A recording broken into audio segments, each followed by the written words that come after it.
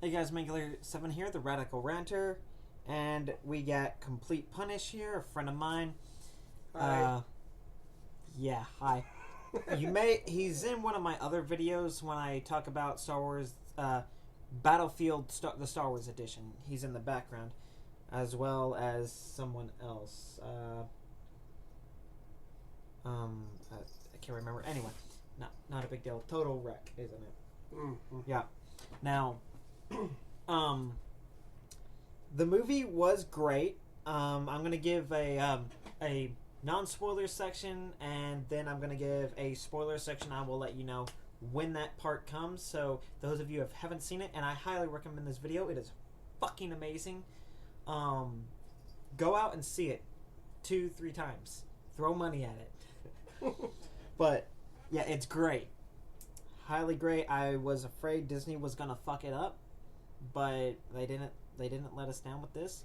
Well, I will talk some of the faults about the video, because there are glaring faults with it that I've noticed. Now, getting off right here on the bat, does it beat the original trilogy? Not by a long shot. When it comes to the prequel trilogy, it beats Episode 1, but Episode 2 and 3, it almost comes on par with Episode 2, the Clone Wars, but it doesn't beat. So, deal is in Episode 4, New Hope, you hear Obi-Wan and Luke talk about the Clone Wars for like a few seconds. He's like, "You fought with my father in the Clone Wars," and Luke says that to Obi-Wan. Now, I was always like, I want to see the Clone Wars. Where is that? Episode 2 gave us that, and I loved Episode 2. The clones drop down and just open fire, and they start wrecking shit. And you see a lot of them, especially in Episode 3, where the 501st, which is Anakin's or Darth Vader's personal bodyguard, the Elite Legion they come in and they wreck the Jedi Temple, and they wreck them. They kill every single one, pretty much. And, like, the 501st also killed the Leia Sakura. They killed, whatever, the Conehead dude. Kaidai Mundai, something like that. They didn't kill Yoda. Yoda just wham. I don't know about Plo Koon. I do not know if they killed him. I do know he was shot by troopers in a starship, but I don't know if if that was the 501st that killed him. I do know Order 66, with Anakin leading the attack, the 501st demolished that Jedi Temple. Now, you see the 501st again in Episode 4, where they lead the attack on Leia's ship and fucking wreck shop. Then you see them again in Episode 5 and Episode 6, where they lead the attack on the Jedi Rebel base in Hoth under Commander Veers. And then in Episode 6, where they trap the rebels on Endor, although that was a small detachment of the 501st, so we don't know where the rest of the 501st is in that movie. Now, as for this one, it was great. The cinematography was great. The shots were perfect. The cast was beautiful. Now, as for a lot of the characters, I thought some of them were two-dimensional. They weren't really played out all that well. And some of it was, I really think it was a copy and paste, pretty much, of Episode 4. Mm-hmm. And you'll see that, and that's not even a spoiler, that's pretty much all it is, a copy and paste of Episode 4. Mm-hmm. And you can kind of link it together. Now, it's not like play-by-play, scene-by-scene, but you can kind of piece it together. They kind of like, here's Episode 4, jumble it up. But it's still Episode 4, basically. Although they kind of played it safe, and I think that's okay. It's okay to let it slide, because it's Disney's first attempt. J.J. Abrams is the director. What did you think about that? Agreed. It was a copy and paste. There was a lot of the scenes that really mirrored Episode 4. Yeah, I definitely agree with that. Now, he's seen it once. I'm about to see it again tomorrow for my second time. He's going to try and see it again tomorrow as well. So we've both already seen it once, and I got a great photographic memory when it comes to movies I enjoy. The deal with it is a lot of the characters were two-dimensional. Like, the planet Jakku, which is already confirmed to be in the movies, in the game. Although I don't ever remember in Battlefield Edition. Now, I really think that's kind of like it helps harken back to Episode 4 in a way. Now, I really like how they started off though, and with the black guy, FN, whatever the hell his name is, Finn is what he's called. But his cast was very, very good. I liked his cast. He breaks the role of the normal of what you would believe for the stormtroopers to be, and that's actually explained in the movies. So I'm not going to go into too much detail on that until later in the video. Now, the female character, female lead, Rey. I loved her cast. There's a pretty good discrepancies with her character that I'll get into later. I don't know about you, complete, but I feel she was a good cast. But what do you think? She was a good cast. We'll go back to Finn for a minute. He he did real good. He tried to play it serious, but trying to play it serious, it came off as kind of comical, Yeah. which was good. It's like a few parts that he said, he was just like, you think he's so serious, it's comical. Not comical in a bad way, as you're saying, in a but great it's way. just hilarious. And It they was threw just a lot. great. They threw a lot of comedy into this, which it's not ever in any of the other videos, and it's just beautiful how they play it off. And this isn't a spoiler. You know that Han Solo returns as Harrison Ford, and the way and the way that they play together and interact is just beautiful. And we already know Chewbacca's here, and I think Chewbacca's role, we see a lot more of him in this, and or the way we do it. I think it's a lot better with what we see of Chewbacca in this video than in this movie than we've seen in the previous. Agreed. Than the previous 3, 4, 5, and 6 we've seen him in, because he's in Episode 3. Right. I don't know if he's in Episode 2, but he's in Episode 3 briefly briefly with Yoda on back on Kashyyyk. And I'm about to hurt one of you two if you motherfuckers don't quit it. But Right in the background like a bunch of fucking kids. Going back to Rey, yeah, she was real good. Now, And what was the about original question? the original? Yeah, you pretty much answered the original question. Okay. Now, the new droid, that little ball. What the hell with that though? Because I'm like, Again, where the fuck is spoiler. R2-D2? Again, with no spoilers. Okay, that's a slight spoiler. I do apologize, but because we all love the R2 character, the most vulgar ever in Star Wars. They believed everything he says. And They're trying to make a copycat. And there's something that Although I we don't may understand. we may mention something going back to that during the spoiler section. Yeah, and then the hell with like, how the hell can she understand the droid? Rey just meets the droid out of nowhere, and oh yeah, I understand you. Town's that way. Why are you following me? And it's weird how she can understand it, because like the guy, Fan never could. He's just like, how you can understand it? At one point. And there are a couple of CGI characters, and I'm okay. I give it a slide because I mean, no Star Wars is going to be technically complete, because you got to CGI some things, because some things we just can't make. There was a lack of space battles for the not as good as what we've seen like in Star Wars Episode 2 or 3. And definitely in 3. Now, there are a couple character discrepancies I will get into. But as for casting for the Rebels, it was damn perfect. I loved it. Now, Leia comes back. She doesn't play much in this, but she is returning. That's confirmed.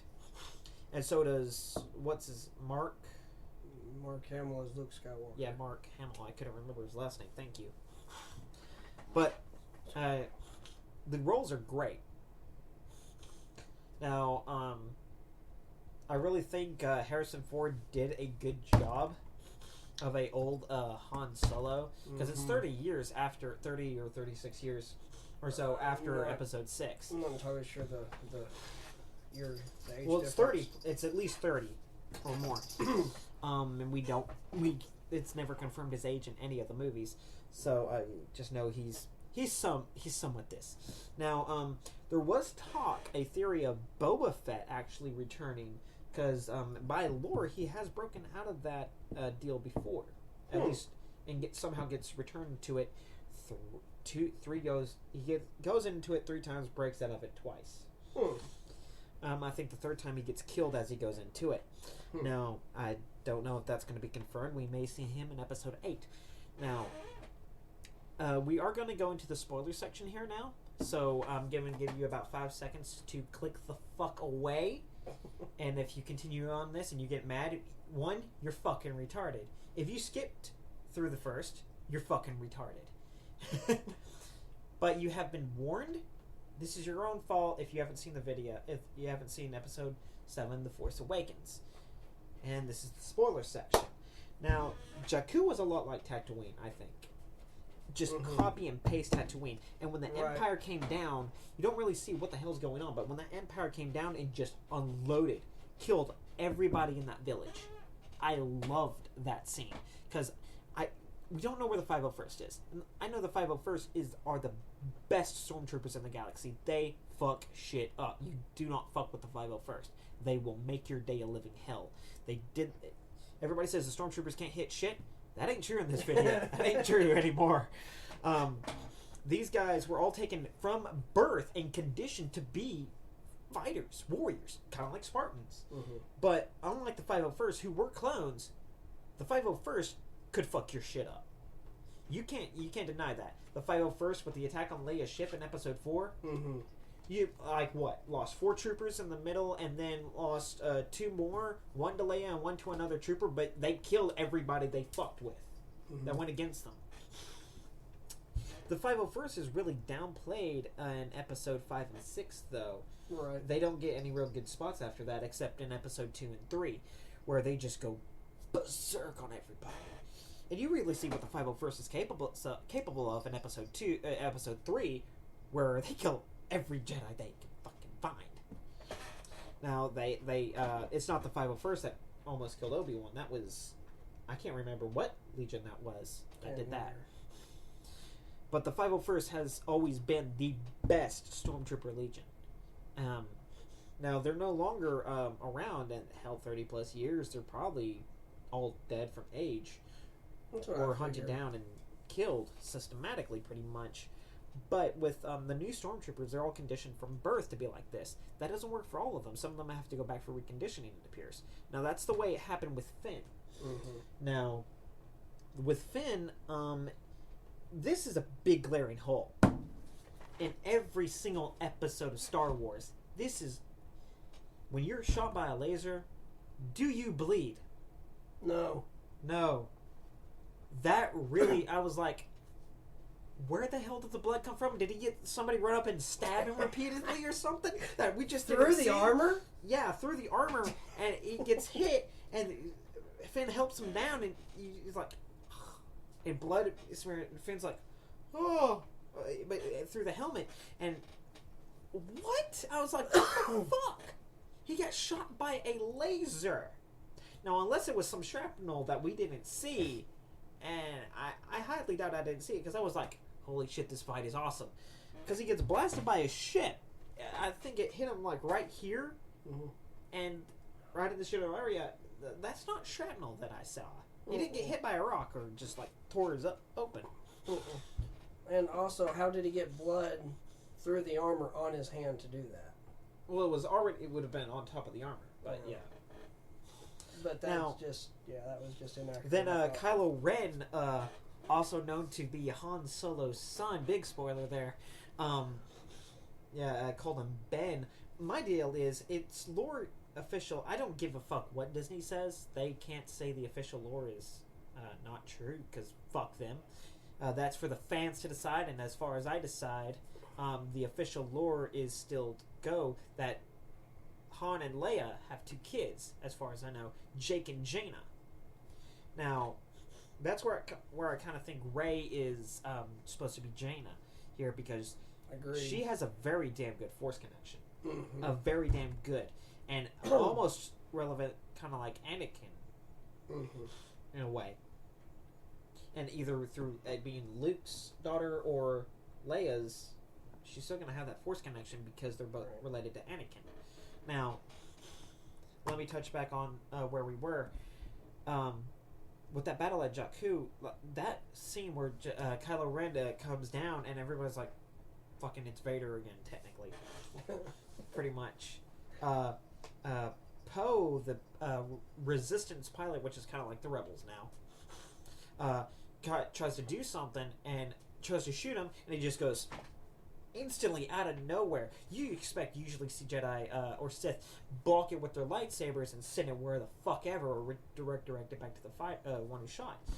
Never before in video have we seen them use the Force on the bolt, freezes it in midair, and it's sitting there vibrating and humming. And Kylo's lightsaber, it's amazing how it is, but if you've ever noticed how the blade crackles like lightning all around it, it's an unstable lightsaber, which is very dangerous. It's not a constant blade like any of the other lightsabers we've pretty much seen. Now, but he freezes that bolt in midair, kind of what we see in the previews where he goes, he freezes the bolt with that move. And then as they leave, they get everything done, they leave Jakku, and the bolt just goes, whoo, poof. And some of the stormtroopers that are behind that explosion go, what the fuck just happened? Like, they think somebody's shooting at them. The little droid takes the fuck off. He's a B4 unit, they said? It's a B8 or something like that. B8, B4, B something. He's a BB. Anyway. He looks like a BB. He looks like a fucking ball. That's where the B comes for. Yeah. But he takes off and runs into Rey later on. And Rey is a very good heroine character, but I really think she was kind of overplayed here and overdeveloped. What do you think?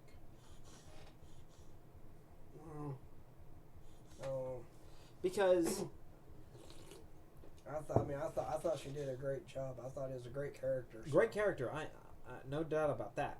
But when she's being interrogated by Kylo upon the ship, she beats him out in a Force battle, and she has no idea that she has a connection to the Force. Right. She's an untrained Force user. That would be like Leia being able to beat out Darth Vader in Episode 4. Or Luke, yeah. Where they both have Force training, even though Kylo Ren's training is not complete yet.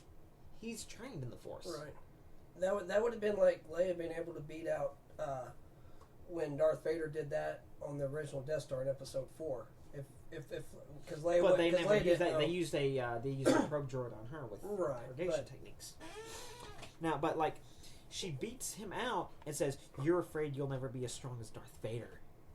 Now, you can see that he's afraid physically. You can see it in his eyes because he's taking his mask off at this point, and she somehow drinks the courage and beats him back into his own mind. You can kind of see it go on.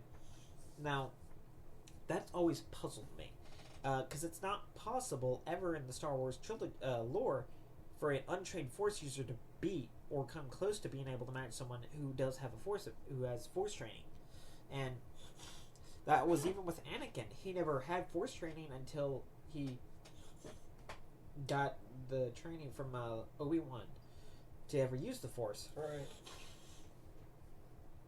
Now, I know some people are kind of like referencing Luke as a good starfighter, but we never see his ability as a starfighter in any of the movies. Never. That's fact. You can go watch back 4, 5, and 6 all you want. You ain't gonna fight. The closest we have to that would be Episode 4 in that final Death Star battle. Yeah, that's about it. But that's it. And we don't see much of him piloting around, doing loops and fucking shit. We do see that with Anakin though in Episode 2. No, Episode 3. Episode 3, where he does and blows every motherfucker out of the sky. Yeah. He says, "Oh shit, I got droids on me." And see, Luke never even pilots again because he lands and fights Vader. Yeah, we see him pilot, but that's about it. On Cloud City, and then he goes and fights the Emperor on Return of the Jedi. Yeah. So he's never piloting except for that Episode 4. Right. New Hope. And we see Darth Vader's mask return for a brief, melted, obviously. But Kylo Ren, or Ben, as Han Solo calls him, sits there and says, "Give me your strength, grandfather." He's asking for strength. He wants to be as strong as Vader. Now, the new order, as it's called, the new empire. I really liked it. I didn't care much for the new stormtrooper outfit. I liked the armor and everything, but I thought they should have kept the original faces. I did love that Chrome Trooper design, though. That was fucking epic. That captain didn't make much of a play in this film. I do not think she'll return for episode 8, because Han Solo's talking to Ren. He's saying, "Yeah, like, you got a trash compactor?" Yeah. Episode 4 reference. Yes, basically, pretty like I was talking about. Copy, paste, episode 4. Well, no, I mean, another copy and paste was also when Poe gives the B unit the flash drive at the first almost movie, like how Leia gives R2D2 the plans to the Death Star and the video. Yep. Save me, Obi-Wan, you're all my only hope. Oh. Now, what they did not do is the video message. Right, they didn't do the video message, but they still did the plans. But he did say, "I'm coming back for you." Mm-hmm. Now, another copy and paste is the what is it called?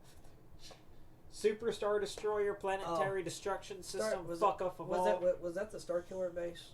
Star Killer base. Thank you. Okay. A Force Unleashed reference. Star Killer. Mm-hmm. Exactly. From the games. Now it harvests the power of suns, which is where I think the name Star Killer comes from. Harvests the power of stars or suns to fire its beam. From the sun, not the star. And it destroys the sun in the process. Right. And it shoots that at a hyper. Is it light speed or hyper speed? I can't. Hyper. Probably hyper speed. Light speed. Make the jump to light speed. Yeah. But yeah, they fire it at light speed velocity, and it blows up 4 planets or maybe more. I think we know for a fact Coruscant was destroyed, wasn't it? Mm-hmm. And I can't say that for sure. That's that's been the official. What I have found, that has been the official report that was Coruscant. Also, I was talking to a couple of my other friends that have seen the movie, and they said yes, that was Coruscant. So from about 3 of my friends and official reports. I can't say that for sure myself. I thought it was a different planet, because we know 4 for a fact are destroyed, if not more. Yeah. Now, I'm going to go on the record and say I don't think it's Coruscant. It may be. I may be wrong. But I'll know for sure tomorrow. I'll be paying extra attention in that part when it comes up. But I was like, what the fuck?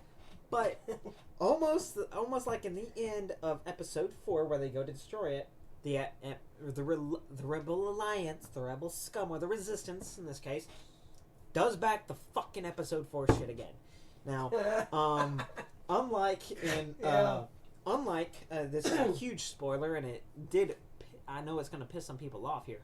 Now, you don't want to catch this, because this is a big spoiler. If you don't want to hear this part, tune off now. If not, well, fuck you if you get an attitude about it. Han Solo. Mm-hmm. Bye-bye. He gets killed by his son, Kylo Ren. It was sad. It was sad. When I saw it, it's Kylo Ren. Chewbacca and Han Solo split up. Chewbacca goes up, Han Solo goes down, and they're planting explosives, and they're going to blow a hole in the thing, allowing the fighters to get in and blow it up. The terminal, the exhaust port, which they did protect this time, and they couldn't blow it from it out. Yeah, so they did it from the inside. They aided their friends up in the sky. Now, Kylo Ren goes walking in, and Han Solo follows him on. And Han Solo officially told Leia that our son's lost. Leia said, "Bring him back if you can, if you see him." And Han Solo tries, but Kylo fails. Yeah, you think when I saw that part, when I saw Han Solo step onto the ledge, I already knew he was dead. I already knew what was going to happen. Either he was going to get shot by a stormtrooper in the back, or his son was going to kill him with a lightsaber. Now, when you saw that part, yeah, I saw that coming when he says that I don't know if I can do what I need to do. Kylo Ren says that. And then Kylo Ren tries to give Han the saber, but then he puts a death grip on it, and when Han can't take it, I was thinking, Han, you better run or you're going to get stabbed. And sure enough, he gets stabbed. He's like, I don't think I have what it takes to do it. And Han's like, what is it? I'll help you. You'll do anything? Yes, anything. Exactly. And then I kind of see it. I saw it right there. Now, I didn't think it was him trying to take the lightsaber, but like all of a sudden, the lightsaber, okay, like when it's handed like this. No, now, it's handed like that, wasn't it? Yeah, it's handed kind of like this, basically. Right. I didn't see two hands. I saw one hand on it. It's handed like this. Now, Han takes a hold of it like this as well. Now, the blade coming out this way. Han Solo's right here. Kylo Ren's right here. But the blade would go this way in between the two. But the cross guard's right there. Go that way. Now, it must have been lightning speed where he turns the blade, then activates it, and runs his father straight through the stomach. Kind of like how Qui-Gon Jinn is killed in Episode 1. Which, right. But holds it for a bit, and then Han Solo falls off. And Leia feels that through the Force. And Chewbacca sees this. And Chewbacca goes fucking ape shit. I love it. He roar. Stormtrooper goes, turns back and fires, and Chewbacca's just dead. He just goes dead, dead, dead, dead. Hey, look, click, boom. Chewbacca was pissed. Chewbacca was pissed. We get to see you don't what happens. piss off a Wookiee. We get to see what happens when Wookiees get pissed off at that part of the movie. Now, Chewbacca did get wounded in this movie, and that was like, whoa. He gets hit in the arm early in the movie. He's like, Chewbacca, are you okay? And Han Solo picks up his fucking bowcaster, shoots him. Is like, I like this gun. We never see and something then later like that on he before. says, let me use that again. Yeah, let me use that. Pow! Kills some guy. Flies back like 20 feet. Shoots at another. Misses. Hits the ground. Blows him in the sky. And he's like, I like it. It says, thank you. And hands it back to Chewie. That was good. I loved it. We do see some aerial battles for once in the atmosphere. Usually we saw that in episode 3 where they kidnapped the Chancellor.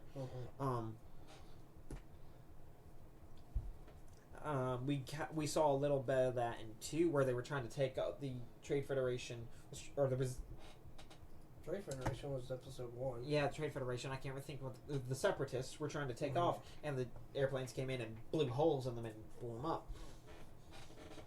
Now, with the movie as it stands, I think the lightsaber play in episode 1 was far superior, and episode 2 far superior again, and episode 3 far superior in lightsaber combat.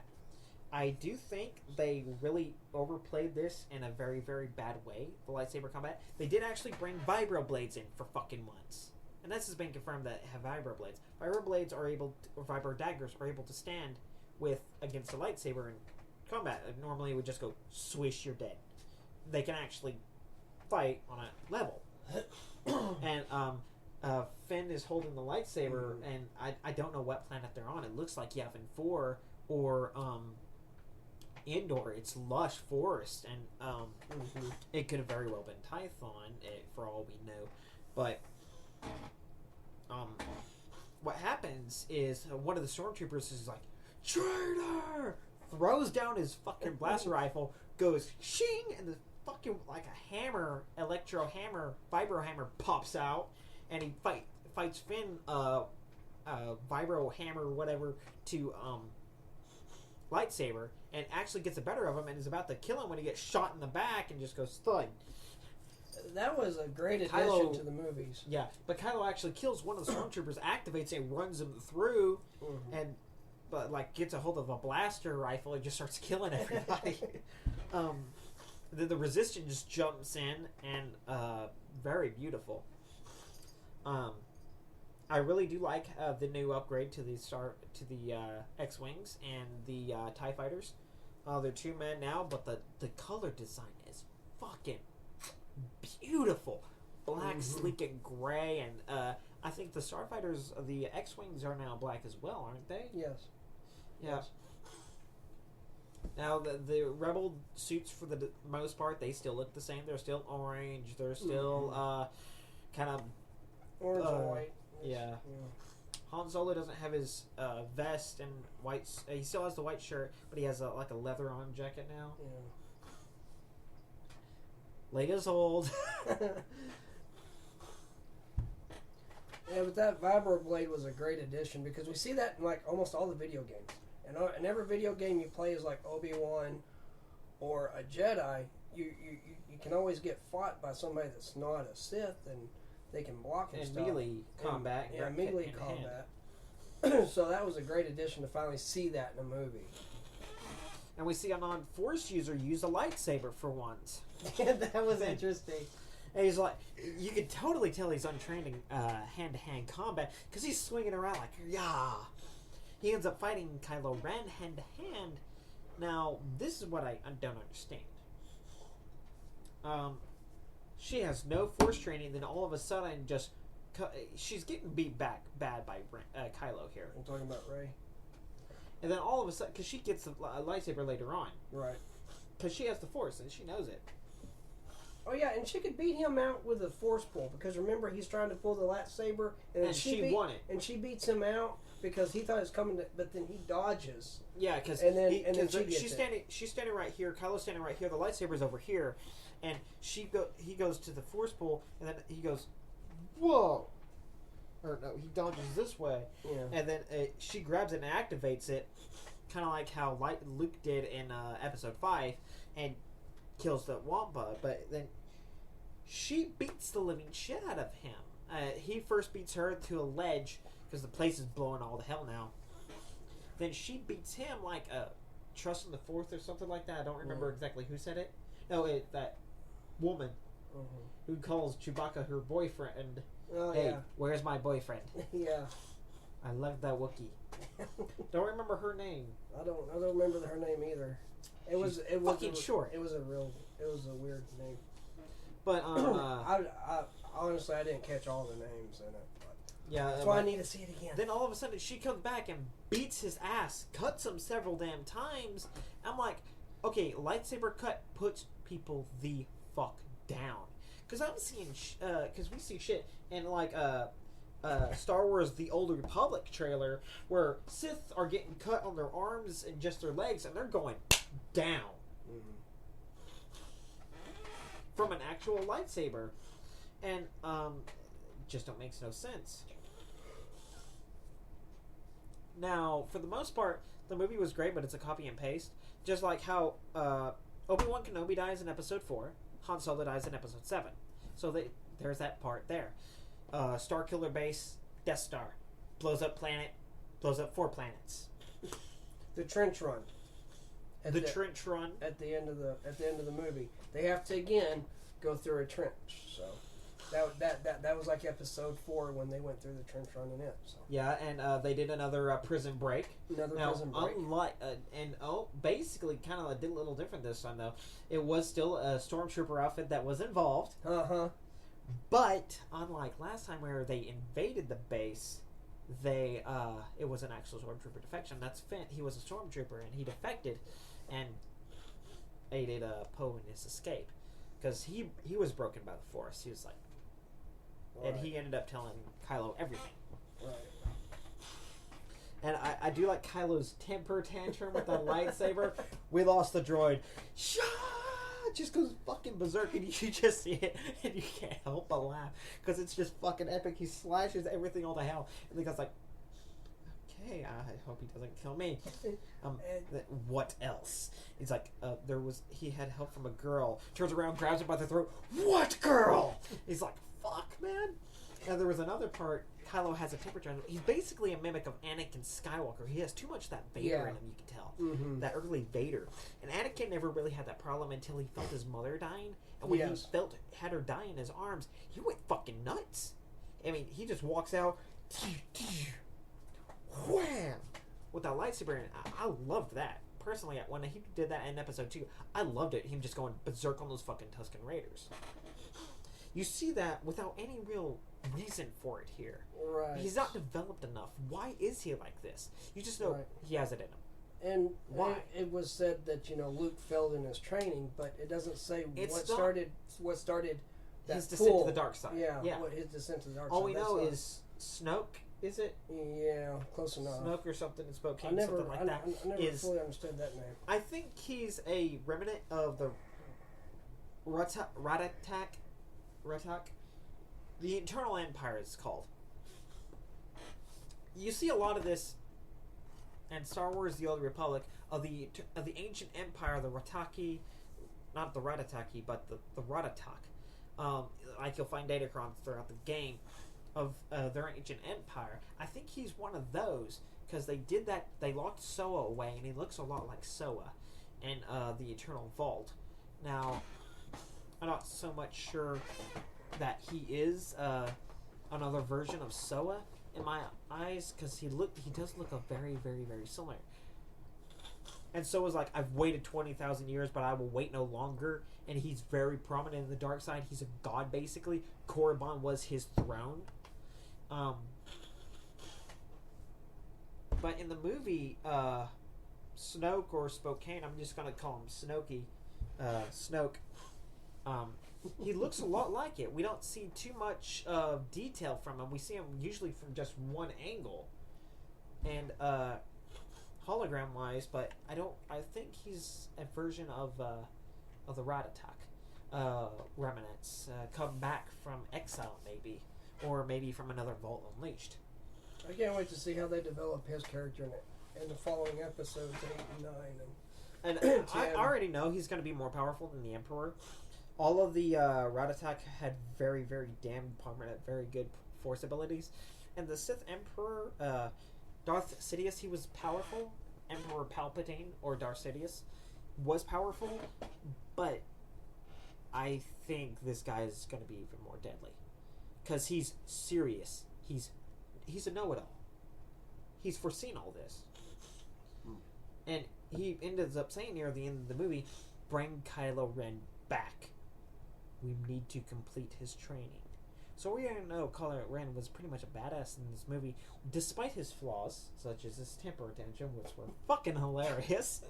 I love the one part. One time he throws his temper tantrum, and there's two This is stormtroopers. right after Rey escaped using her force abilities. Like, you will uncuff me and leave the door open to the cell.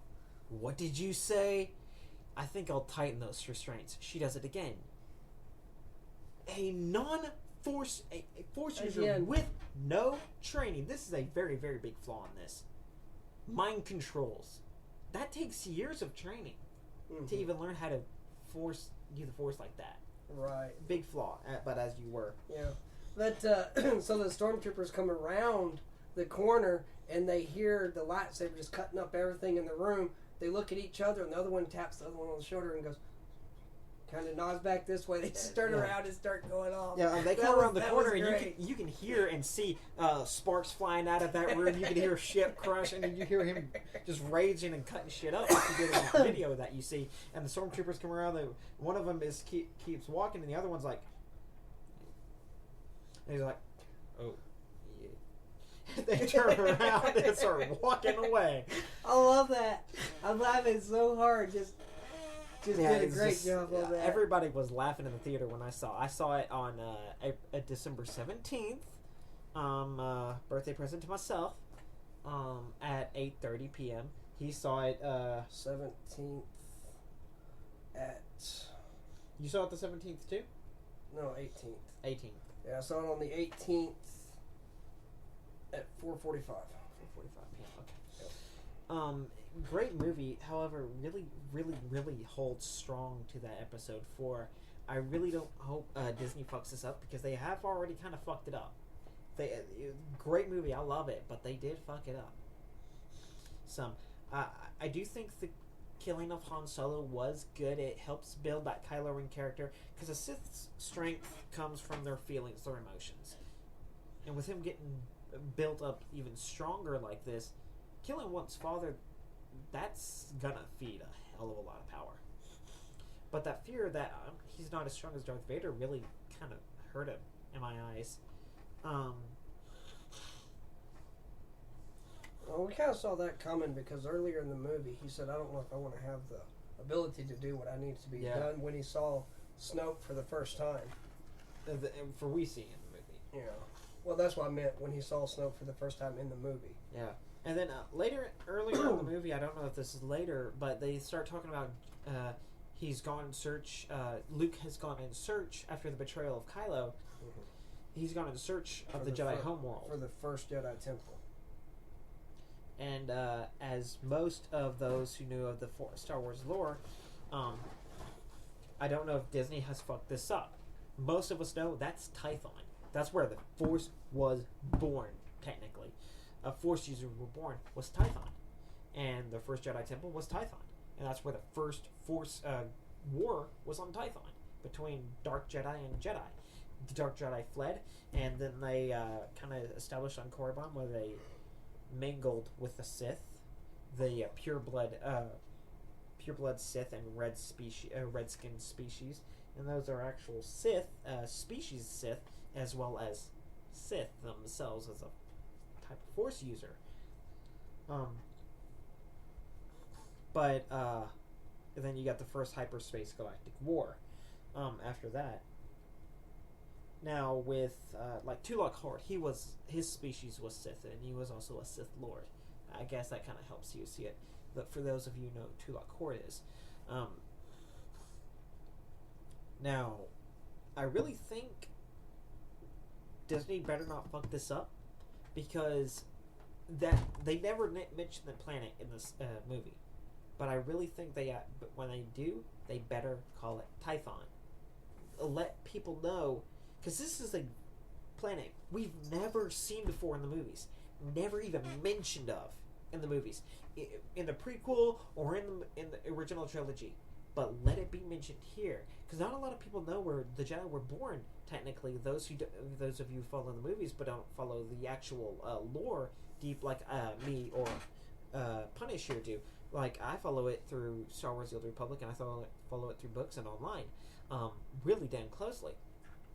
Like, there were books of Obi-Wan, Kenobi, and Qui-Gon before Episode 1, mm-hmm. and Obi-Wan actually leaves the Jedi Order at one point. Great book series, and then comes back, and I think it's Jude Watson is the author of that series.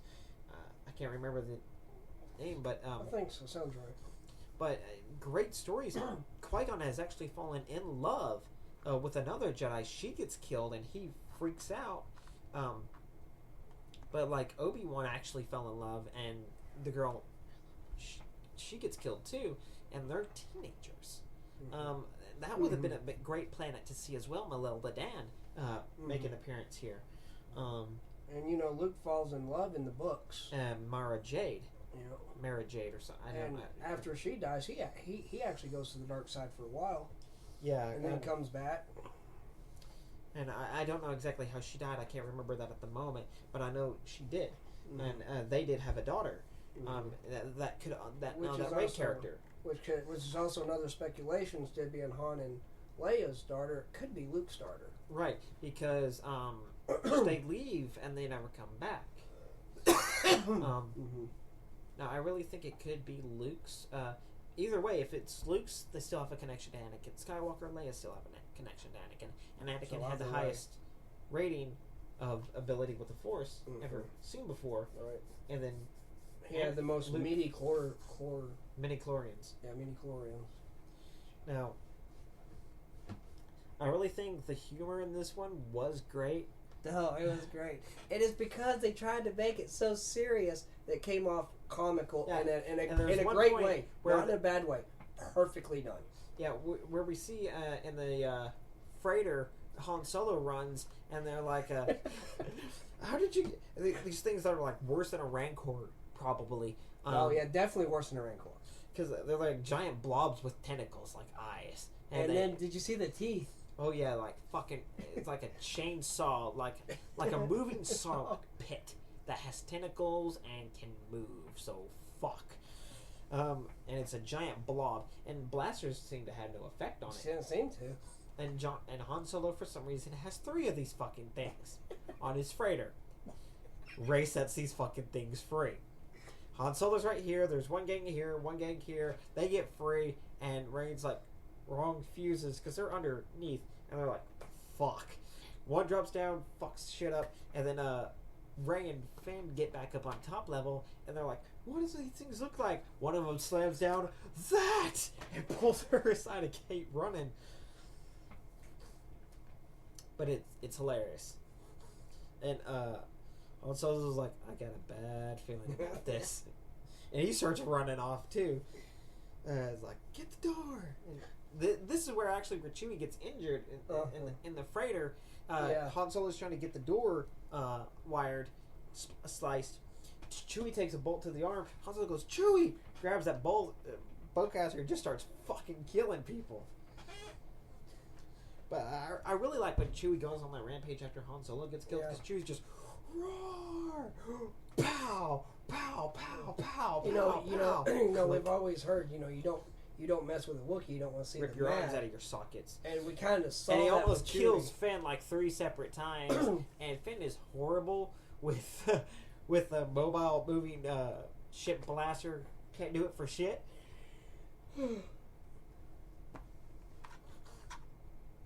But the movie I loved it. Yeah, I mean it was a great movie. Now, what are your thoughts on the freighter part where we see Han Solo and Chewbacca for the first time? That was great. That was really really well done. And is that where Finn goes, I'm a big deal. Yeah, I'm a big deal. No, this is when they touch down on the planet. Oh, that's when they touch down. Yeah, that's right. Yeah. I'm a big deal. I'm a big deal. I got Well, listen, big deal. Women always find out the truth in the end. Shling. What? Oh. I've got a target on my head. And then you already know he's lying, so it's hilarious. But see, that was one of the moments where he tried to play it so serious that it just worked out brilliant. And him and Han's interactions together were just... Now, they come back and to the planet Starkiller base, and they capture the Current Trooper, Captain Phantasma, and they're supposed to be elite. These Current Troopers are. Mm. Now, the deal is, they get the shields shut down, and then they're like, well, we need to tie her up or something. And then Han Solo is just, seriously, do you have a trash compactor? Trash throwaway? And Finn's just like, yeah. Garbage shooting a trash compactor? Yeah, that. He's just like... It's great.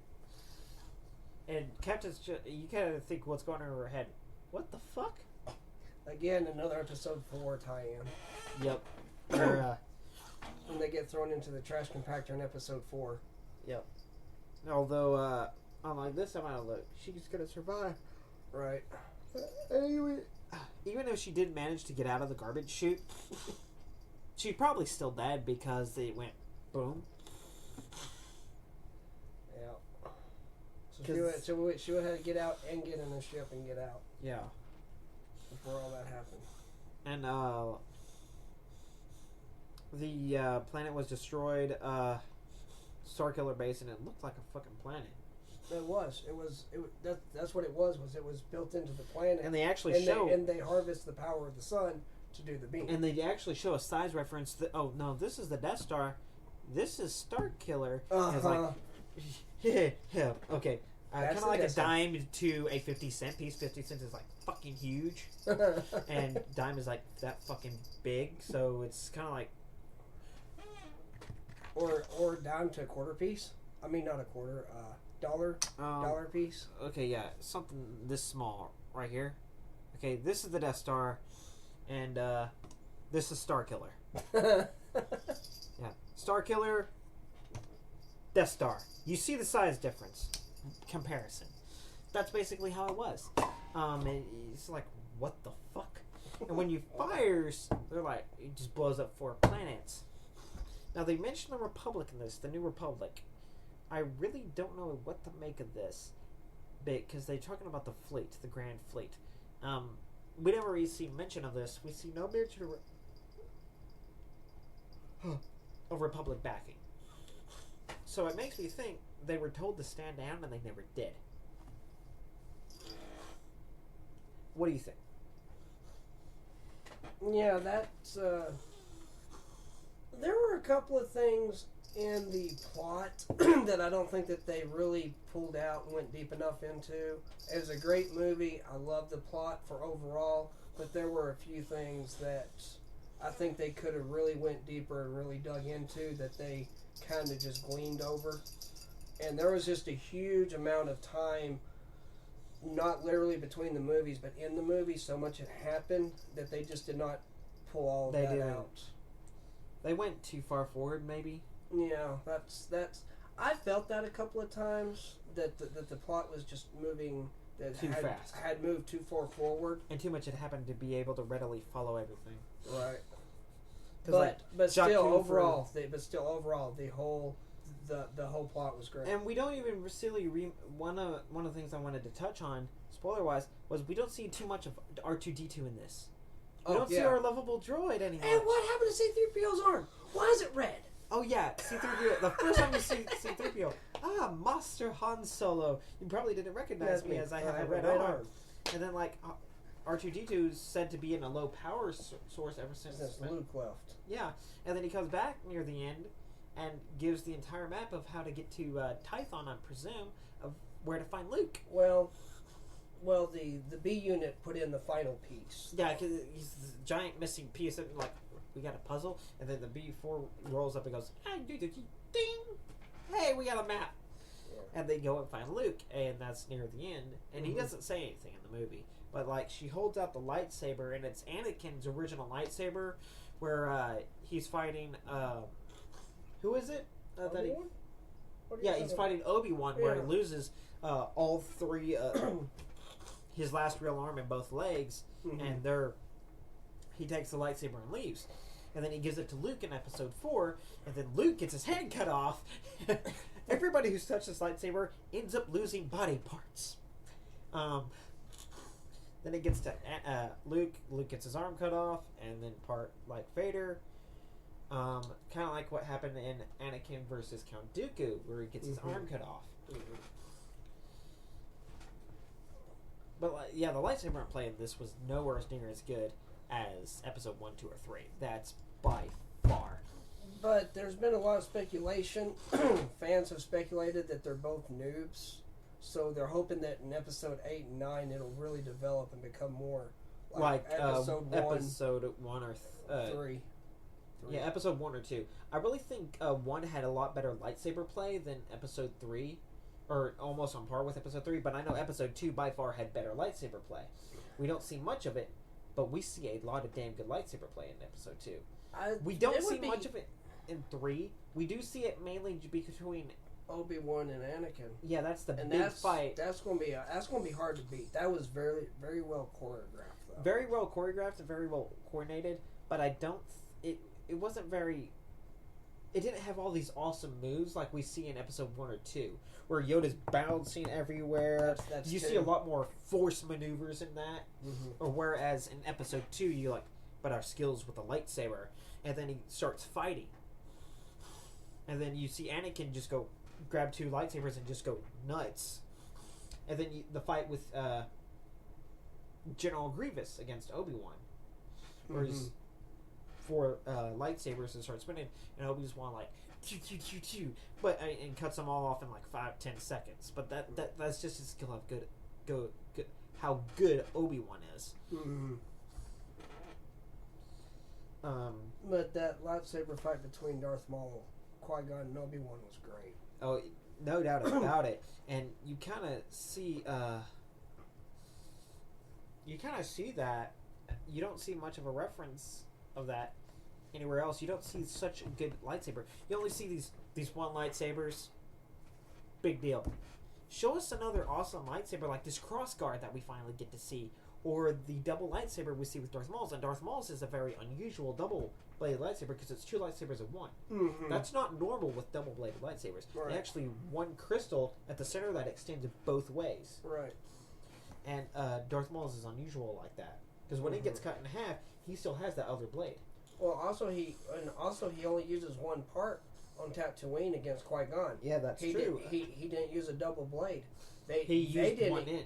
They didn't introduce the double blade till the final fight when he walked in and went.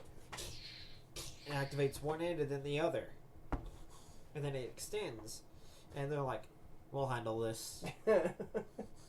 But Darth Maul's entrance was we'll go the other way. Yeah, Darth Maul's entrance was just so fucking perfect. Doors open and he just stands there. And then the music made it great. And then they'll say, "We'll handle this," and then he goes, activates the lightsaber, and it's just so fucking perfect. We don't see any real entrance of that tension or that amazingness in any of the other movies. True. We see Count Dooku, but like his abilities with the Force are great.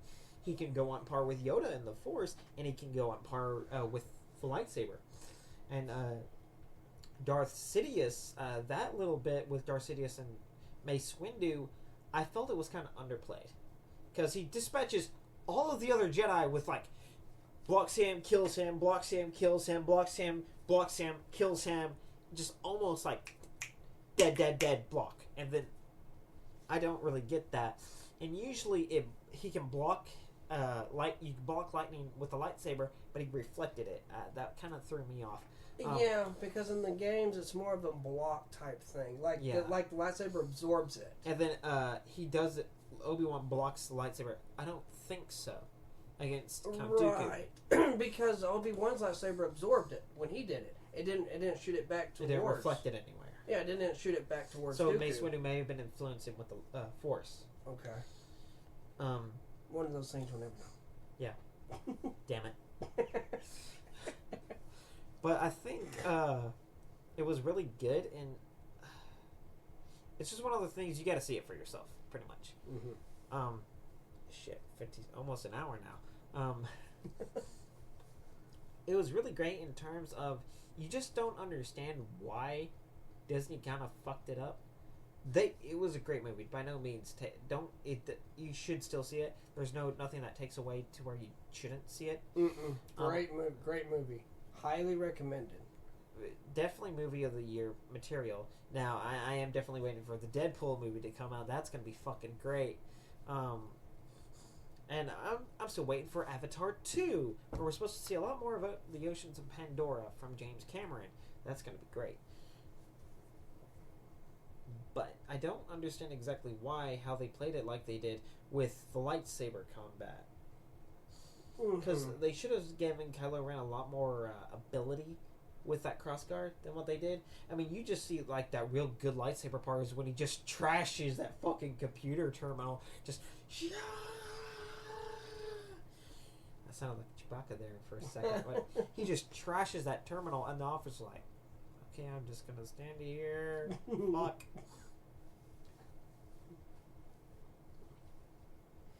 Yeah. And again, I wish they would have brought out what his descent to the dark side was. Yeah, a lot more than what they did. They're why did they go? How did Luke fail? Why did he fail? What was that descent that started turning him? Kind of like they're going to show that most likely in the next movies. Other than just by Leia saying he has too much of Vader in him. Yeah. I think with the next movie, it's going to be a lot more what's going on in the world. Not much combat. Because I don't know how exactly the Empire, the New Order, is going to strike back to this. Maybe they kind of use this movie as to develop everything. Yeah, develop the storyline. And then Episode 6 is going to have even a bigger. Episode 6. Because we got Death Star, bigger Death Star, then Starkiller Base, and now we're going to have Super Starkiller Base, which is the size of 5 stars put together. And we're gonna be, what the fuck? Maybe we can move away from the Death Star concept a little bit. Yeah, I'm hoping they'll move away from that concept. Yeah, because that's because it's just getting redundant. Yeah. That's what 4 was. That's what 6 was, and now 7. Yeah, but on a much bigger scale, they actually got to blow up planets. Starkiller Base 4, Death Star 1. Fuck. Although the big Death Star, the other second Death Star, it blew up a fucking starship. Mm-hmm. Yep. The cannon we can't on the deflect Death Star. firepower of that magnitude. Yeah, you can't deflect That Death Star is operational?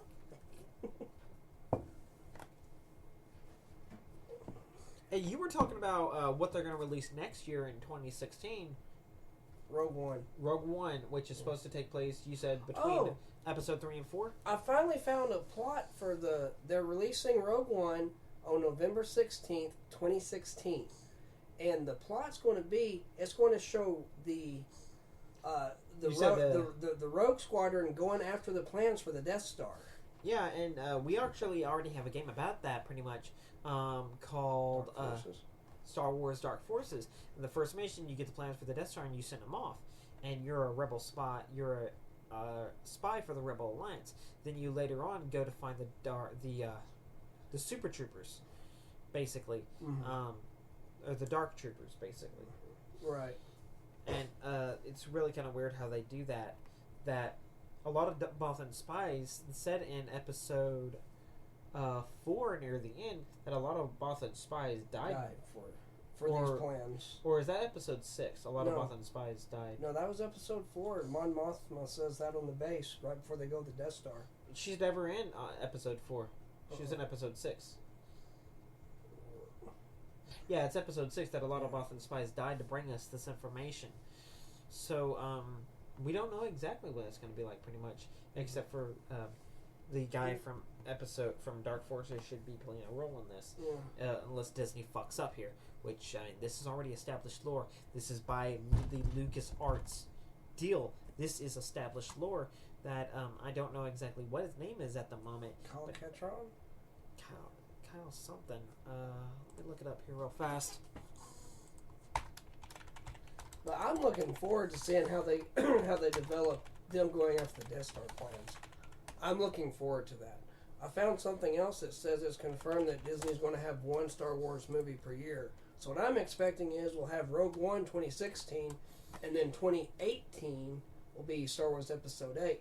Matter of fact, I found something, what was it, May 26th for Episode 8 of 2017? Cal Katarn, yeah. Working on behalf, he discovers the Empire's Dark Trooper project. Mm-hmm. Yeah, and power armored. Hey, basically it's Fallout meets the Star Wars power armored stormtroopers. Basically, that's what they are. But you see the plans for the Death Star in the first mission. You go down there, you find them, and you kill these officer and stormtrooper something. But you see the Death Star plans, and you grab them because it's the Death Star. Mm-hmm. You can actually see it. It's fucking clear. Old game, but you can clear see with all the particles. It's the damn Death Star. I think he has something to do with the Death Star plans as well. I may be wrong, but we'll have to wait and see. I personally think Disney's gonna fuck up Rogue Squadron. Rogue One, yeah. Knowing with what I do about it, I am kind of anxious to see Episode 8. I am kind of scared they're gonna fuck it up. You're just scared. You're just scared they won't mess everything up, aren't you? Disney has a bad track record. Yeah, they did good with Episode 7, better than I expected. Yeah, they do. They did. But they did let me down in some areas. I was kind of hoping Kylo Ren was going to be a lot more of a badass because everybody was hoping. A lot of people I know were hoping for a real badass Sith to finally be on the big screen like Darth Maul. Darth Maul had the least amount of storyline. He had very few lines, less lines than Boba Fett did, but he fucked shit up. He was a badass through and through. Kylo Ren, not so much, but you can see he can be a tough ass when he wants to, when it suits him. Well, I think if he goes back to complete his training, I think they'll really develop that character in the coming movies. Yeah. Now I really want to see. Maybe Disney has a good chance here to expand on the lore. 3,000 years before all this, give us a Star Wars The Old Republic movie. This is what the fans really want, because the movies are all good for the storyline, but let's see the actual Sith Empire fight the Republic. Let's see an army of Sith face off against an army of Jedi, and shit gets fucking serious.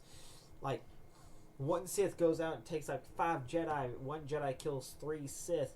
And then the main Sith, Darth Sith dude, fights off the main Grand Jedi Master, like in the Deceived trailer, where Darth Malgus kills the leader of the Jedi Order in that, where he fights him in the doorway, runs him through at the end, and says, "You were deceived, and now your Republic shall fall," and lets him fall to the ground dead, and that was his best kill. Now, touching back on that, because he did that on Coruscant. This is actually where I think they kind of fucked this up. I liked it, how it is, the coincidence, the irony here.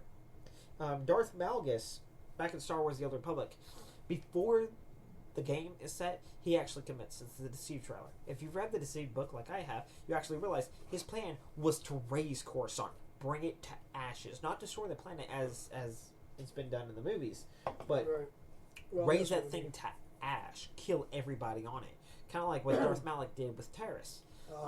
Bombard it, basically. And you can actually see one of the points he says, you shouldn't be scared, you should be dead. But that was his plan, and it got called off for a treaty of Coruscant, which put the game in as it is when you got to start the war back up against the Republic. I figure they might start doing some stuff like that, going maybe making prequels in 3,000 years before. Hopefully, but we can't if they're lay going too much on it. I know, but if they're going to be doing a movie a year, they're going to have to do something besides the actual episode 7. Well, between 8, the movies 9. they can do. Yeah. And then when we're done with this, we can watch from 1 all the way back in chronological order. Oh, yeah, that'd be great. Yeah, but they kind of did the Deceived the trailers for Star Wars: The Old Republic, kind of like they did the movies. Here's Deceived, which chronologically is the last trailer, last in the timeline. Then Hope is the second, while Return being the first, because Darth Malgus looks better in the later trailers. What? It goes Return, Hope, Deceived, and but with the movie, I really am anxious to see how they play it off once it beats, because a lot of people are wanting it to beat Avatar, James Cameron's Avatar. I really hope James Cameron Avatar stands as the world's best leading movie in the box office so far, because nothing has beat it yet in box office worldwide revenue. It has still stood the test of time. That's a fact. But I want to see if Star Wars is going to break that. I am anxious to see which is going to win. I know it topped Titanic almost like nothing. So, what do you think about that? I'm interested to see where this is going to stand in the box office as well. To see what once it's been out, because it just came out. So once it's been out for a while and people have had time to really go and see it and see what kind of reviews and what kind of... You can see it in 2D or 3D. Right. See what kind of response it begins to generate once it's been out for 2 weeks or so. And you can nitpick this apart for days. And knowing a lot about Star Wars and being a Star Wars buff I can nitpick this apart. Once I've seen it a good 2 or 3, 4 times, I have it fully memorized, I can nitpick this thing apart. They didn't really show too much of what has been done with everything. They just the Resistance. Why is there a Resistance? Aren't they the Republic, right? Why is there Resistance, and how is it like that? Yeah, see, that's why I didn't understand. Why are there two factions? Because 3. You got the Republic, you got the Resistance, which is kind of just the Rebel Alliance renamed, right? With updated technology, and then the New Order. But the what Empire's I meant by been destroyed. What I meant by 2 was the ones fighting. Yeah. Why do we have the Republic, the New Order, and Resistance? Right. Why isn't the New Republic and the Resistance the one and the same?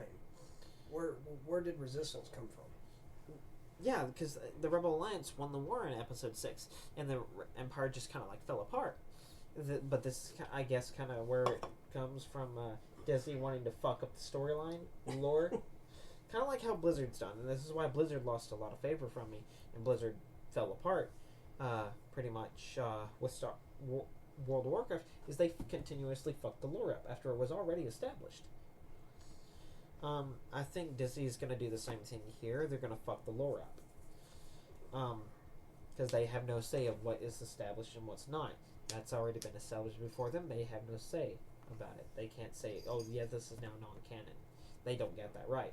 Mm-hmm. Even if they have the rights to make the movies, they don't have the right to say what's canon. Yeah. Sorry if that's true, people. Anyway, but I really am interested to see how they're gonna develop it from here, because you didn't really leave a lot of improvement for. You didn't add anything new, really. You killed Han Solo. So who's gonna be our new smuggler dude? Boo! That was sad. He cried. I was like, oh, okay. I mean, I knew he was already dead. I was just interested to see how they were going to knock him off. I think they may kill Chewie off. I'm not sure. That's going to piss a lot of people off if they knock Chewie off. Has Chewbacca died in any of the books? Chewbacca's never died in any of the books. But I really am interested to see if they follow traditional Sith patterns here, where the master is killed by the apprentice, and who if Luke's gonna die and leave Rey as the sole Jedi left alive. I don't think Luke died in the books yet either. Has he? No. We don't know much about his past yet, about what happened between episode 6 and episode 7. Right. We just know, he was betrayed by their son, by Luke, Han's and Leia's son, Ben, or Kylo Ren, as he aptly named himself. Well, again, here's a huge spoiler, so turn it off if you don't want to hear the huge spoiler. That was maybe 40 minutes ago. I know, but still, Luke doesn't say a single word in this movie. Nope. And the only time that he's actually even in the movie, he's talked about throughout the movie, but the only time he's actually in it is there at the very end. He probably has a minute of screen time? Probably. But that was the best look. I mean, the way they choreographed that ending look he gave Rey, that was great. There's just so much of a discrepancy there. How is it a non-trained Force user has such ability? That basically makes her the chosen one. Maybe Luke never had that capability. Maybe she beats out Anakin in midi-chlorians. Makes her the chosen one. Just like Anakin, you were the chosen one.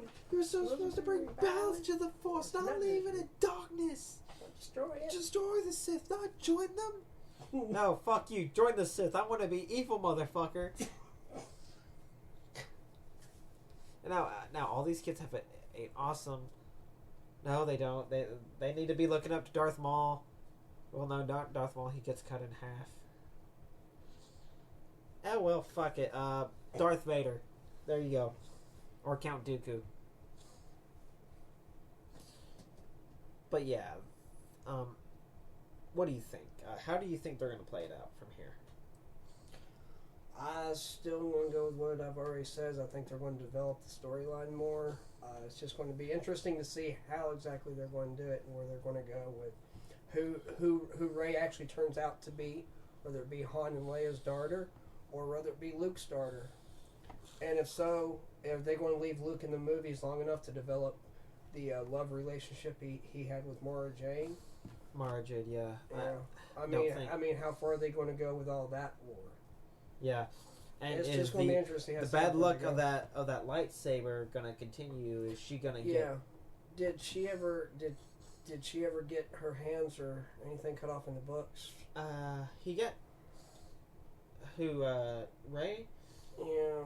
No, I don't think Jane ever got wounded that way. I don't think it's going to play over Rey. I don't think so either. You don't think what? I don't think it's going to play over to Rey like that. Right, yeah. But I agree. I don't think it will either. I really think that what we have here is a very good opportunity to maybe do some flashbacks because we Right. don't know exactly what's going to happen here. Right. And they've got to get away from the Star Destroyer. Yeah, They played it too much as a crutch now. They've got to get away from that and do something new and inventive for the main. Yeah, like a super Star Destroyer. I'm talking about a ship. Mm-hmm. Like the Star Destroyers they have. Star Destroyer, like the ship they had at the start of the movie, where they were all on that ship. Mm-hmm. What the hell happened to that? Why didn't that get played into? Because that was really cool. And then Han Solo has that ship that we saw. That freighter, Yeah. So I don't know how combat worthy that would be. I think that was for his smuggling business. Had a much bigger crew back then. I love that. How'd you capture these? Had a bigger crew. We had a much bigger crew when we started. Yeah. Walks off. Chewie. Let's go. And then, like, he doesn't remember much on how to pilot the Millennium Falcon. Now, I want to know, how the fuck did he lose that? What did they kept saying that they installed on it that they shouldn't? A compressor. A compressor, okay. On the light speed deal.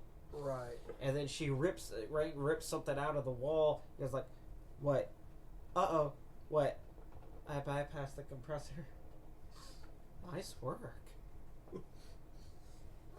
So there's got to be something there. And Rey's ability with ships is almost uncanny to Han Solo or Anakin Skywalker.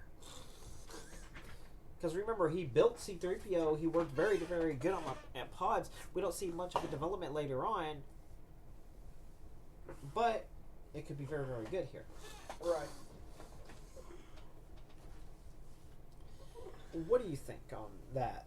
The relationship the blood by blood that she's related to Anakin or Darth Vader. Well, she's got to be related to somebody somehow through some bloodline, whether it be through Luke or through Han and Leia.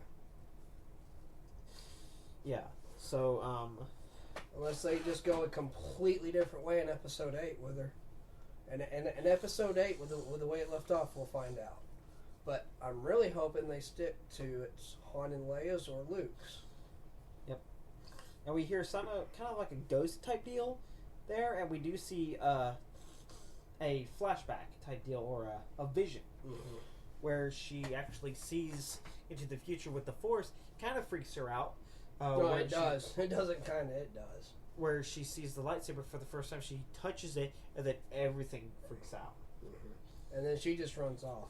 Because that creature that wanted to be Chewbacca's boyfriend says, girlfriend. "Where's my boyfriend?" Yeah, wanted to be Chewbacca's girlfriend. Said she said go back and take the lightsaber, and Rey said no. And I mean she darted off into again what looked like Endor. Yep. A lot of other people and said that it looked like Order showed up and just Yavin raised 4. it. And when you first see the planet and you see that building, you think that could be a Jedi temple. Is that a Jedi temple? That's what I thought. It looked a lot like a Jedi temple. So that could be Yavin 4, because Yavin 4 had a lot of buildings like that in Episode 4. Yeah, but so did now one of the snow planets that they built. Like, what planet did they make Starkiller Base on out of? I forget. I forget what name that was. Because they never said, we just take this planet and turn it into a fucking monstrosity of murdering anything that moves. That's why I want to watch it again, because there's a lot of things that I think I'll be listening for. I'll be listening for and be watching for this time. Yeah. To kind of feel some of the stuff that. And if everything's supposed to be updated, why are the turrets not as good anymore? They're not as powerful. You mean? Like in the episode 4 or 5 or 6, the turrets were able to blow a lot of shit up just like that. They are not doing that anymore. And then an AT-AT laying on its side in pieces. Okay, yeah, that's bullshit. It wouldn't be in pieces, it'd be literally pieces. Instead of just like kind of like taken apart where it fell. Like, here's the legs, here's the feet, here's the legs, here's the body. And here's the head. And we've already seen how bad DICE fucked up. Disney kind of fucked up here too. So I give it a 7 out of 10. What do you think? I'd say an 8. An 8 out of 10. Yeah. With everything I could see pushing it to an 8 out of 10. Yeah. Though with how they developed the storyline, that is I do reserve the right to change my deal later on with what I see in the coming days, and with what I see of the coming storyline that they unfold. So, and for those of you who have played the DICE game, since that was brought up, yeah, for you who have played the game, and don't let that influence the movie, because they did nothing from the movie. It's like 1,000 times better than that game. I could sit here and nitpick I can sit here and nitpick the game apart, but that's not what this video is. So. No. I mean, if you want to, don't let the game influence you for the movie. If you want to play a Battlefront game, Star Wars Battlefront by LucasArts and Pandemic, or Star Wars Battlefront 2 by LucasArts and Pandemic. You want a real game? You go with one of those. There's your Battlefront game. Because you got so many planets, you got so many more maps, and even the first one than you do in this. Yeah, exactly. I mean, their maps they're flushed out, they're well designed. That's not the case here. I played it for Battlefield. I played it for about a week. I know it's called Star Wars Battlefront. I call it Star Wars Battlefield Edition because that's basically all it is. DICE, they have another disaster. And I really hope they get dismantled for this. Yeah. What are you gonna do? Right. Give the license to somebody who can do something with it. Do it good. It really sucks. Pandemic went on. They could like, yeah, we'll do it, and then make it fucking perfect. Pandemic did the first 2 games. They could have done it again if they never went under, because they were a great studio. They need to really think about developing a different company, of course, but different company really needs to think about developing a new campaign-based Star Wars. And I would say give it to, wishful thinking, but I would say give it to Apogee or 3D Realms as they're now known, or give it to wishful thinking. I know it would never happen, but give it to Destructive Creations, the creators of Hatred. Yeah, you'll see a stormtrooper rip somebody's arms off and go. Or finally get to see that from Chewie and get to see him pissed. No, I say stormtrooper rip somebody's arms off and go. And blood just go everywhere. That's what Destructive Creations would do. That The Force Awakens is out, maybe they'll do a real Star Wars game and not some rip-off of Battlefield. And it's not even a reskin of Battlefield. If it was, it would have been a lot better. Yeah, I know. It was. I mean Battlefield... that game is easily a 3 out of 10. Easily. It's horrible. Yeah, easily. I mean... Because the gameplay sucks. Well, not only that, the gunplay sucks. Well, not only that, but you got no... I mean, you can go all the way to level 50, but you can level up as far as you can go at level 21. I mean, or 22. And aesthetically, visually, beautiful. Oh, now, sound play and visually, if you were just going to rate it on those alone, it's easily a 15 out of 10. Oh, yeah. Easily. Now, but if you got to rank the gameplay, because graphics don't mean shit. I'm still playing games back from 1990s, back when I was born, before I was born, that are still fun as hell today, such as Blackstone Aliens Gold, Rise of the Triad, 1994, which was made a little after Doom, Doom itself. I still love playing the original X-Wing, the DOS version of DOS version of X-Wing. As we said earlier, Star Wars Dark Forces, which I still play. Mm-hmm. Both of them are great games. All of them are great games to this day. Yeah, I still play 2. I haven't Graphics played one do not matter. Sound play does matter to a degree. To a degree, and that's what raises it from a 1. It gives it 2 extra points. That sound play does. Yeah. It matters a whole lot. The sound play and graphics, if it were just excellent, if they would have just upped the actual gameplay, if they didn't make it shallow. It's just a shallow. And Hardline was easily the worst of the Battlefield games, and Hardline had a lot more into it. I mean, Call of Duty is more in depth than this game. That's sad. That's pathetic. Like, the only solo stuff you can do is mostly training, and then some of the like horde stuff. Yeah, and the Horde stuff, they really would have made it a lot better if you could have been the Empire. You could choose which faction you played. But they missed a great opportunity. And why can you play Tatooine in the fucking game, but you don't get to play Tatooine, but you don't see Tatooine in the movies? Oh yeah, we're gonna put Jakku in the game. Where's Jakku in the game? There it is now. It's now. It was a DLC. It came out on December 8th. Of course, you motherfuckers. I got you. What does it look like? If you buy the game, you get that for free. What it looks like is, remember where you saw the Star Destroyer where she went down the back end? You've got that in the background. You can't ever actually get to it, but you can see it. Can't fly. She couldn't fly the Millennium Falcon for shit. It's like crash. Okay, so you know where she's flying the Millennium Falcon? It's basically that backdrop. It has some ATSTs in it, and it has some like huts and stuff like that, and a lot of debris. So it's basically that in the backdrop. But no real rebel vehicles now. Well, I meant destroyed. All that's the destroyed stuff that you saw in the movie. Oh, the ATSTs are destroyed too? Yeah, so you can like hide behind them and. Okay, so no vehicles are playable. I can't. It's been a while since I played that game, but I can't remember. You haven't sold it yet, have you? I haven't sold it yet, but I can't remember if there's any vehicles you can play on that one or not. All in all, the game gets a 3 out of 10.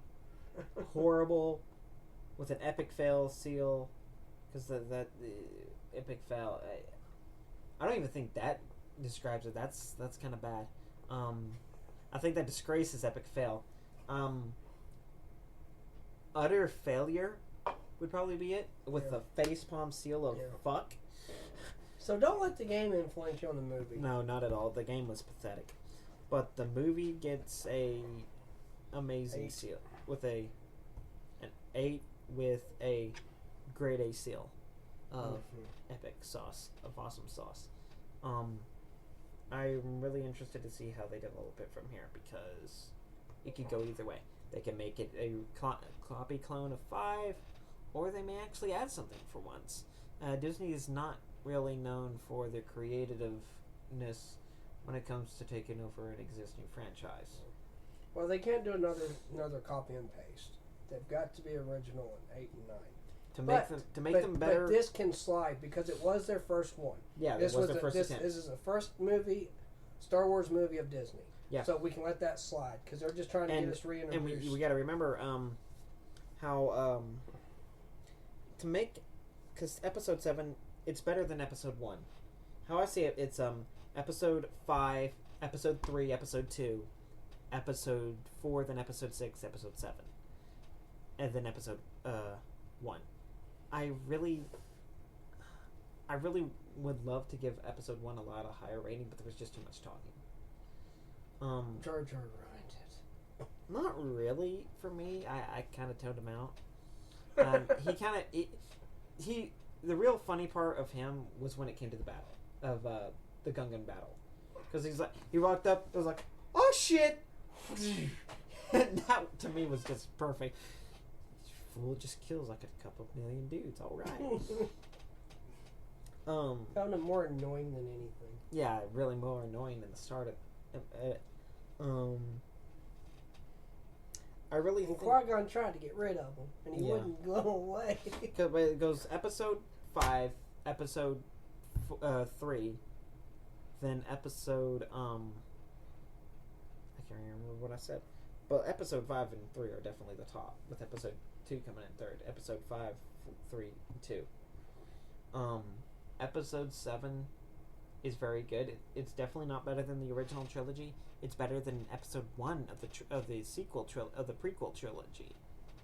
They're really gonna, if they want to be better than the prequel trilogy, if not match or be better than the original, Disney's definitely have to step their game up here. They're going to have to blow us away. And I mean blow us away. I don't think they'll ever beat the originals, though. They had a lot to lift up to. Because the originals are just classic. I mean, that's just classic Star Wars. Well, episode 3 easily beats episode 6. Me, because I'm a little biased in wanting the evil to win. Episode 3 was never not that good to me. Episode 5 was just fucking fantastic. Where the Emperor just came and here's the head of the Rebel Alliance, and this is what the fucking Empire did. They skull fucked the Rebel Alliance in that movie. I loved it. They went to town on them with a power gauntlet. Fucked them up.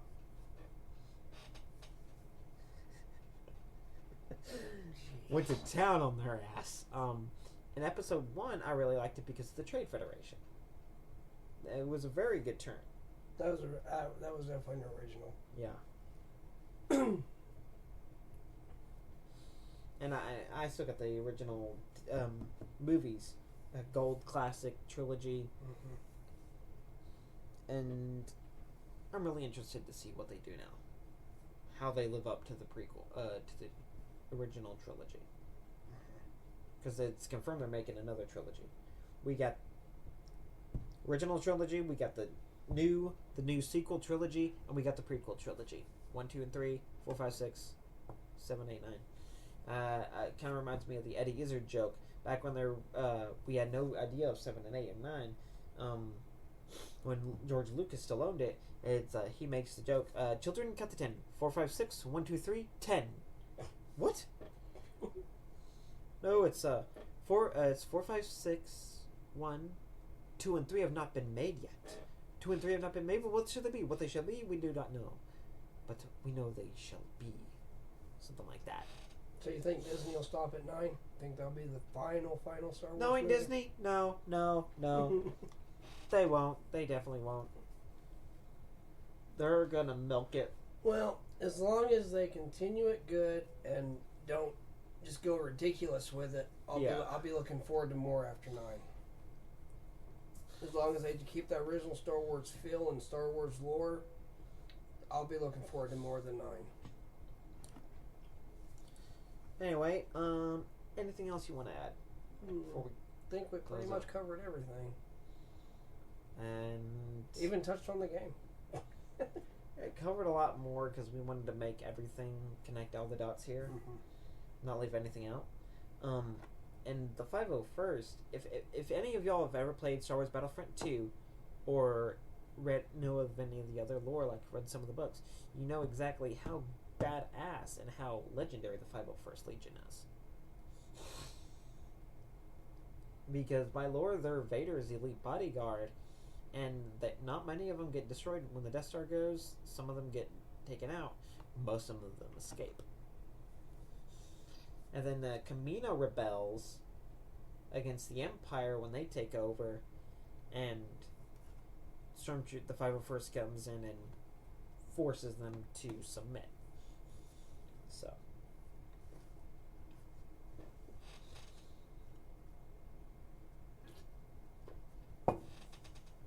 What do you think with the new Star Wars? Because they're supposed to be making a Star Wars game for every movie that comes out. They are. Yeah.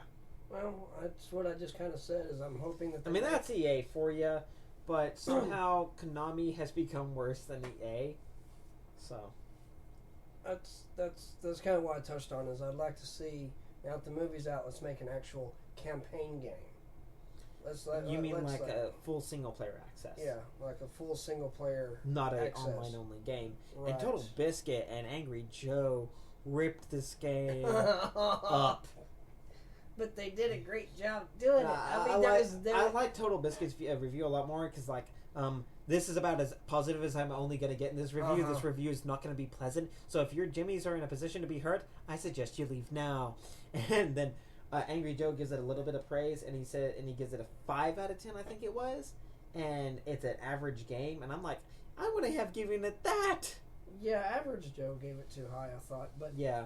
I like the one you said first. And he kind of went into more of how shallow it is. Mm-hmm. And the game's just pathetic. But I love what the who was the first one you said? No. Total Biscuit. The cynical Brit. I love what Total Biscuit said. He goes, "You destroy 20 starfighters only to get either the Millennium Falcon or the Slave One, and you realize you have no idea why you've spent the time doing this." No. He goes, then you sometimes get either Slave One or Millennium Falcon, and then wonder why the hell you bothered, because you get to go on a 15 killing spree, and then you either play hero hunt, and then if you're the hero, you get to murder everybody and wonder why the hell you bothered, or if you like feeling completely utterly and helpless and weak, you're the people hunting the hero, and you get murdered over and over again. After we watched that, I went and played the hero hunt. Oh my goodness! I'm sitting there going, seriously, you cannot be the hero unless you kill the hero. So you're shooting them. Points for shooting the hero. Points for shooting the hero. Points for shooting the hero. You die. Somebody comes in right behind you, kills the hero that you should have gotten the kill for. Yep. Seriously. And then, like, it's Boba Fett gets to fly around. It's like, sometimes you can be Boba Fett and go on a 50 killing spree and then wonder why the hell you bothered.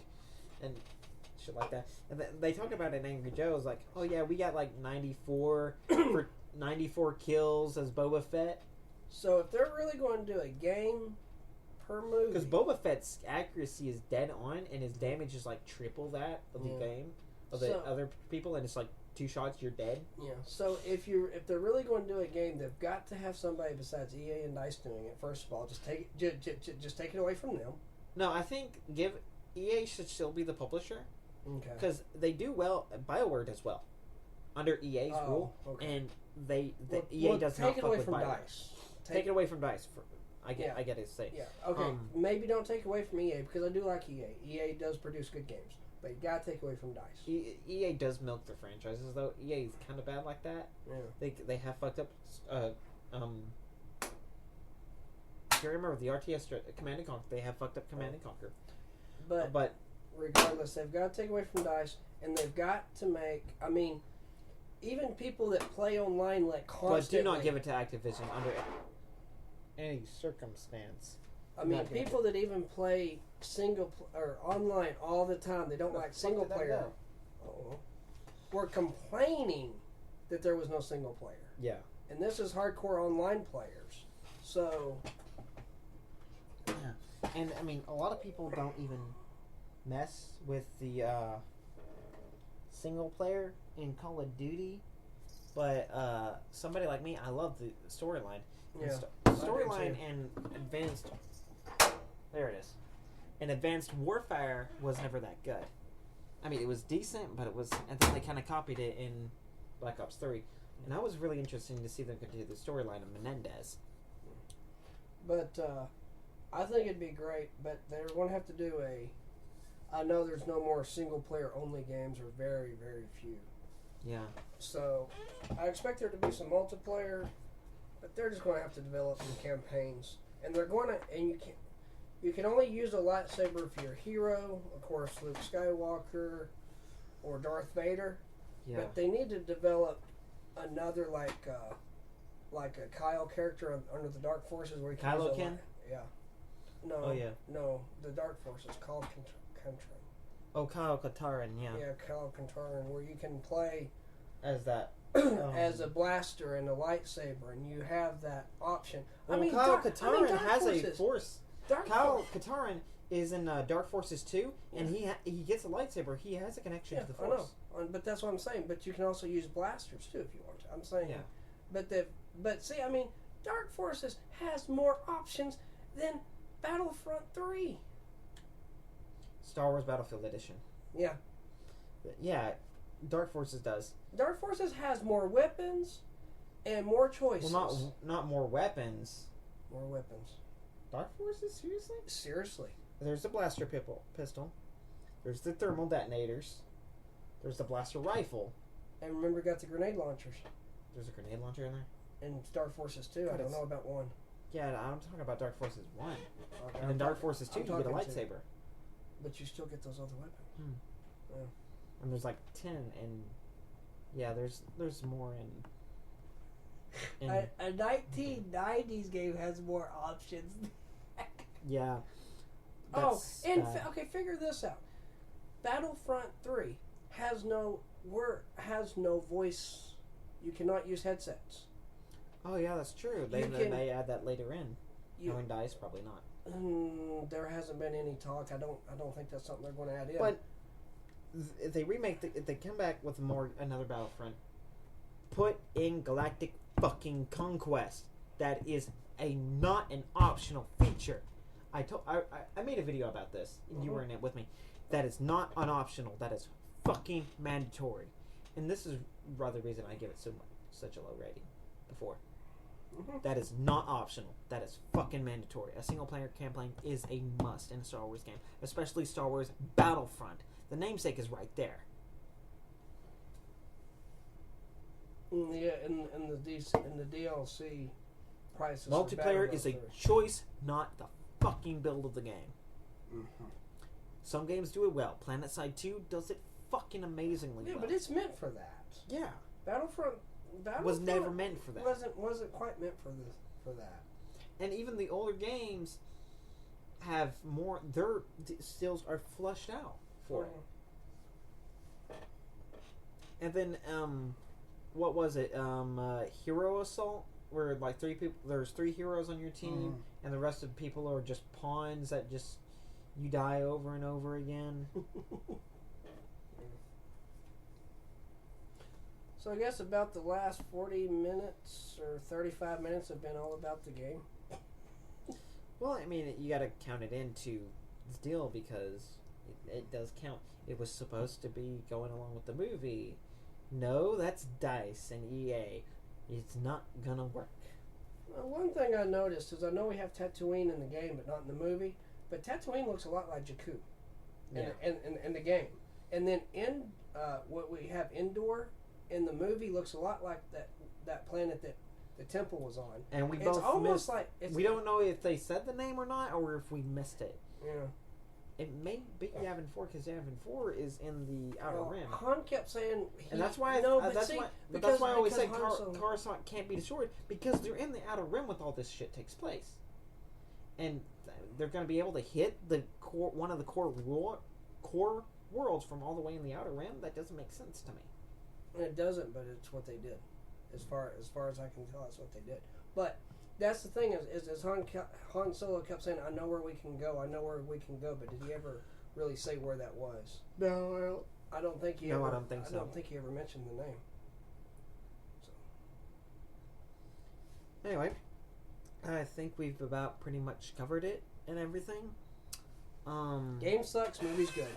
Yeah, that's pretty much it is. Great movie, game.